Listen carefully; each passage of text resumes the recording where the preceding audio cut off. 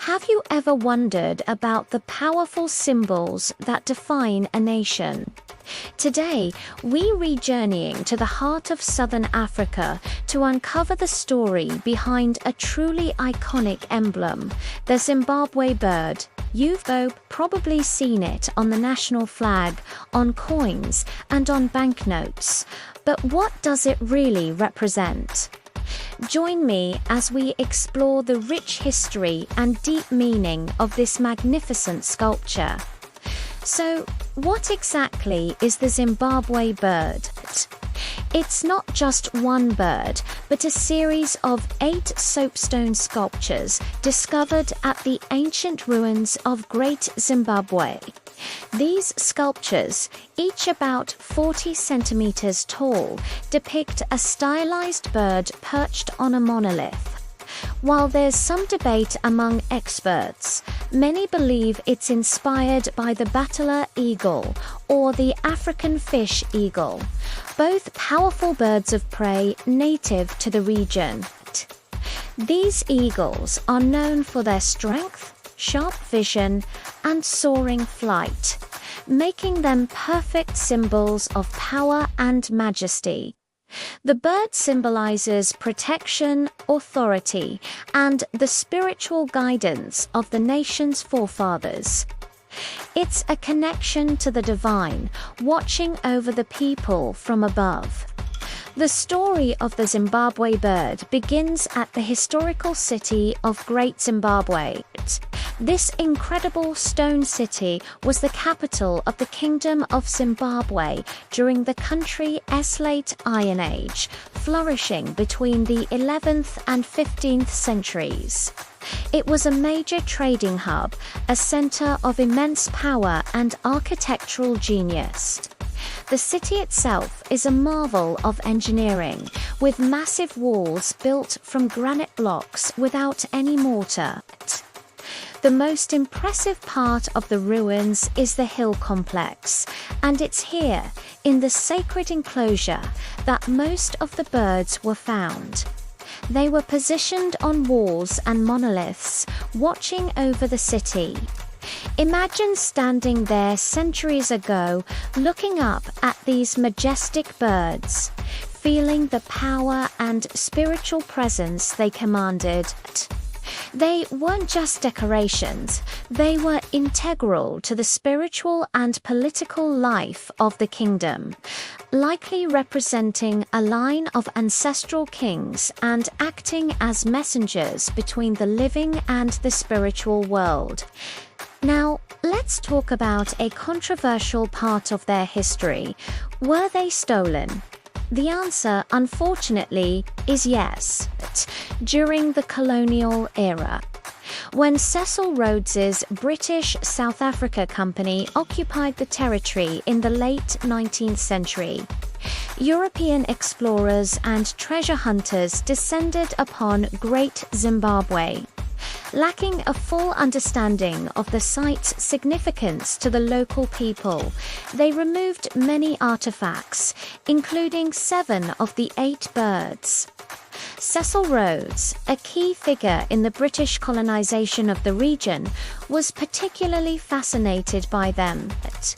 He took several of the birds, and one even became the emblem of his British South Africa Company. For the people of Zimbabwe, this was a profound loss. It wasn't just the theft of artifacts. It was the removal of sacred symbols, a disconnection from their heritage and ancestors. The journey to bring the birds back home has been a long and emotional one. It's a story of cultural repatriation and the fight to reclaim a nation's soul. Over the years, the government of Zimbabwe and its people have persistently campaigned for the return of their stolen heritage. Slowly but surely, their efforts have paid off. One bird was returned from a museum in Germany in 2003, Cecil Rhodes had taken one of the birds to his estate in Cape Town, South Africa, and this one was finally returned in 1981, a year after Zimbabwe gained its independence. These homecomings were celebrated as major national events, symbolizing a restoration of pride and a reconnection with a lost past. The return of the birds is more than just getting stone sculptures back. It's about healing historical wounds and reasserting national identity. So, who were the masterful artists behind these creations? The exact identities of the Shona craftsmen who carved these magnificent sculptures are lost to time, but their skill is undeniable. Working with soapstone, a relatively soft rock, they were able to create figures that are both realistic and highly stylized. The level of detail and the symbolic power imbued in each sculpture speak to a sophisticated artistic and cultural tradition. These weren't just artisans. They were storytellers and theologians, carving their beliefs and the history of their people into stone for eternity. The consistent style across the 8 birds suggests a single workshop or a closely knit group of artists passing down their techniques through generations, perfecting their craft within the walls of Great Zimbabwe. Their legacy lives on, not just in the birds themselves, but in the spirit of Zimbabwean artistry today. If you want to see these incredible artifacts for yourself, where can you find them? Today, 7 of the 8 original Zimbabwe birds are proudly housed back in their homeland. You can see them at the Museum of Human Sciences in Harare, the capital of Zimbabwe. They are displayed in a way that honors their significance, allowing visitors to appreciate their beauty and learn about their history. The 8th bird, the one repatriated from South Africa after being at Cecil Rhodes's estate, stands in a place of honor at the State House in Harare, a powerful symbol watching over the modern nation. And of course, the original setting, the Great Zimbabwe Ruins, is a UNESCO World Heritage Site that you can visit. Walking through those ancient stone corridors, you can almost feel the presence of the birds and the powerful kingdom they once oversaw.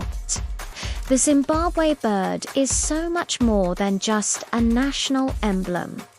It's a symbol of independence, unity, and pride. After decades under colonial rule, the newly independent nation of Zimbabwe chose the bird as its central symbol in 1980.